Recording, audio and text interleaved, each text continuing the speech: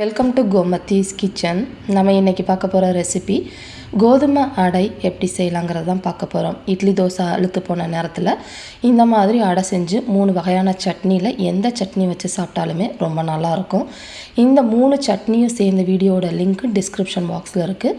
விருப்பப்பட்டால் செக் பண்ணிக்கோங்க. அப்படி எதுவுமே இல்லாத நேரத்தில் நாட்டு சர்க்கரையோட இந்த அடை வச்சு சாப்பிட்டோம் அப்படின்னா செம சூப்பராக இருக்கும். இதே மாதிரி வித்தியாசமான கோதுமை தோசை ரெசிபியோட லிங்க்கும் டிஸ்கிரிப்ஷன் பாக்ஸில் இருக்குது. விருப்பப்பட்டால் செக் பண்ணிக்கோங்க. இப்போ இந்த கோதுமை அடை எப்படி செய்யலாம்னு பார்க்கலாம். கோமத்திஸ் கிச்சனை சப்ஸ்கிரைப் பண்ணாதவங்க சப்ஸ்கிரைப் பட்டனை ப்ரெஸ் பண்ணிக்கோங்க. உடனுக்குடனே அப்டேட் வேணும் அப்படின்னா பக்கத்தில் இருக்க பெல் பட்டனில் ஆல்ங்கிற ஆப்ஷனை மறக்காமல் ப்ரெஸ் பண்ணி வச்சுக்கோங்க. இப்போ கோதுமை தோசை செய்கிறதுக்குன்னு பார்த்தீங்கன்னா நான் எடுத்துருக்கிறது 1/2 கப் அளவுக்கு முழு கோதுமை எடுத்துருக்கிறேன். நம்மலாம் பார்த்திங்கன்னா கோதுமை மாவு அரைக்கிறதுக்காக இந்த மாதிரி முழு கோதுமை வாங்கி வச்சுருப்போம்.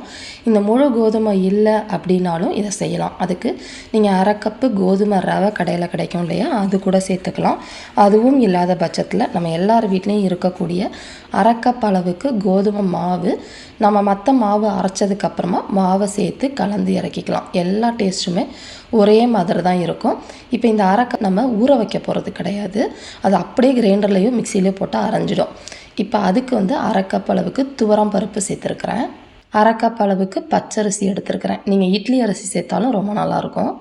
கூடவே பார்த்தீங்க அப்படின்னா 1 டேபிள் ஸ்பூன் அளவுக்கு கடலைப்பருப்பு சேர்த்துருக்குறேன். இது எல்லாத்தையும் நல்லா களைஞ்சி தண்ணி ஊற்றி அதை ஊற வைக்கக்கூடாது. இதை ஒரு 1.5 மணி நேரத்துலேருந்து 2 மணி நேரம் நல்லா ஊறட்டும். ஊறினதுக்கப்புறம் என்னென்ன சேர்த்து எப்படி அரைக்கணுங்கிறத பார்க்கலாம். இப்போ பார்த்தீங்கன்னா நல்லா இது அரிசி பருப்பு நல்லா 3 மணி நேரமே ஊறிடுச்சு. இந்த கோதுமையை மட்டும் வாஷ் பண்ணி எடுத்துகிட்டு வந்துடலாம். இப்போ வாஷ் பண்ணி எடுத்துகிட்டு வந்தாச்சு. இப்போ கிரைண்டர்லேயோ மிக்சிலேயோ எந்த ஃபார்மேட்டில் போட்டு அரைக்கணுங்கிறத சொல்கிறேன். இப்போ பார்த்தீங்கன்னா இதில் சேர்க்குற மற்ற சாமான்கள்: கலருக்காக 3 காஷ்மீரி சில்லி, காரத்துக்காக 4லேருந்து 5 வரமிளகா, என்கிட்ட மஞ்சள் கிழங்கு கிடச்சதுனால ஒரு சின்ன பீஸ் போட்டிருக்கிறேன். உங்கள்கிட்ட இல்லைன்னா ஒரு 1/4 டீஸ்பூன் மஞ்சள் தூளாக சேர்த்துக்கோங்க.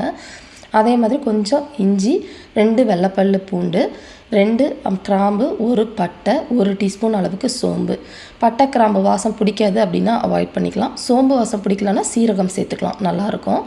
ஃபஸ்ட்டு அது போட்டு அரைஞ்சதுக்கு அப்புறமா மசிஞ்சதுக்கப்புறமா நீங்கள் கோதுமையை போட்டு கோதுமை அரை அளவுக்கு நல்லா மசிஞ்சு வந்துடணும். அதுக்கப்புறமா தான் நான் அரிசி பருப்பு சேர்க்கணும். இப்போ இதுக்கு தேவையான உப்பை இப்போயே சேர்த்துடுங்க. 1 டீஸ்பூன் அளவுக்கு பொடி உப்பு போட்டிருக்கேன். இந்த அளவுக்கு நல்லா மசிஞ்சதுக்கப்புறமா அரிசியும் பருப்பையும் போட்டு நம்ம அடக்கி ஆட்டுவோம் இல்லையா, ரொம்ப நைஸாக அரைக்கக்கூடாது.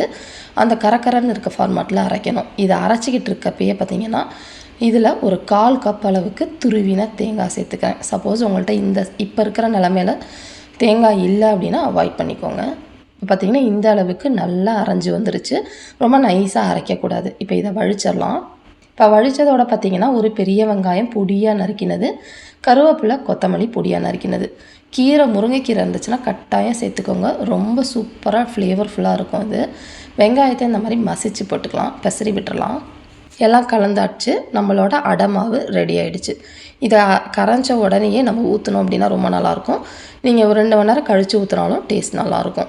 தோசை கல் நல்லா காஞ்சதுக்கப்புறமா தண்ணி ஊற்றி விரவி விட்டுருங்க. இப்போ தோசை பார்க்குறப்ப உங்களுக்கு உருண்டு வராது சூட்டில். நம்ம நார்மலாக அடை ஊற்றுற மாதிரி தான் அடையை மெல்லிசாக ஊற்றிருக்கிறேன். ஏன்னா பசங்களுக்கு அதிகமாக வெங்காயம் சேர்க்கலை. உங்களுக்கு வெங்காயம் அதிகமாக வேணும் அப்படின்னா இந்த மாதிரி தனியாக கூட சேர்த்துக்கலாம். அதுவும் டேஸ்ட்டு நல்லாயிருக்கும்.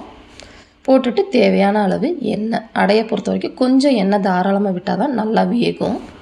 இந்த அளவுக்கு வெந்ததுக்கு அப்புறமா எடுத்துட வேண்டியதான். ரொம்ப சூப்பரான ஹெல்த்தியான கோதுமை அடை ரெடி ஆகிடுச்சு. இதே மாதிரி அளவுகளோடு செஞ்சு பார்த்துட்டு எப்படி இருக்குங்கிறத கமெண்ட் பண்ணுங்கள். வீடியோ பிடிச்சிருந்தாலும் கமெண்ட் பண்ணுங்கள், லைக் பண்ணுங்கள், ஷேர் பண்ணுங்கள். மறக்காமல் கோமத்திஸ் கிச்சன் சேனலை சப்ஸ்கிரைப் பண்ணி வச்சுக்கோங்க. தேங்க்ஸ் ஃபார் வாட்சிங்.